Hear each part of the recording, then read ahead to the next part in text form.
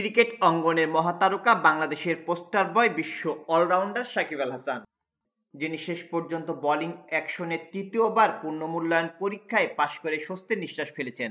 ইংল্যান্ডে হওয়া এই পরীক্ষায় সফল হওয়ার মাধ্যমে 6 মাসের দীর্ঘ অনিশ্চয়তার অবসান ঘটল। কাউন্টি চ্যাম্পিয়নশিপে সারের হয়ে খেলার সময় তার বোলিং অ্যাকশন সন্দেহজনক বলে রিপোর্ট হয়, যার ফলে ইংল্যান্ড ও ইসিবি তাকে নিষিদ্ধ করে। পরবর্তী 2 দফায় পূর্ণমূল্যায়ন পরীক্ষায় ব্যর্থ হওয়ার পর এই নিষেধাজ্ঞা বহাল থাকে। তবে সম্প্রতি সারের কোচ গ্যারেট বেটির অধীনে নিবিড় অনুশীলনের পর তিনি সফলভাবে তৃতীয় পরীক্ষায় পাশ করেন। এদিকে বাংলাদেশ ক্রিকেট বোর্ড সাকিবকে চ্যাম্পিয়ন্স ট্রফিতে দলে রাখেননি, কারণ তারা তাকে শুধু ব্যাটার হিসাবে দলে নিতে চায়নি। এই প্রসঙ্গে সাকিব ক্রিকেট বিষয়ক ওয়েবসাইট ক্রিকবাজকে বলেন, আমার কোনো অভিযোগ নেই, তবে যোগাযোগটা ভালো হলে আমি আরও খুশি হতাম।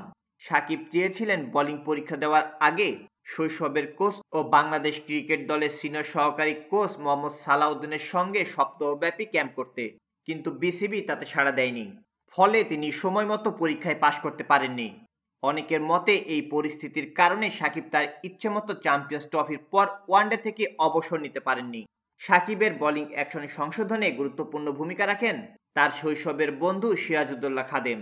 তিনি জানান, প্রথম 2 পরীক্ষায় সাকিব তাড়াহুড়া করেছিলেন।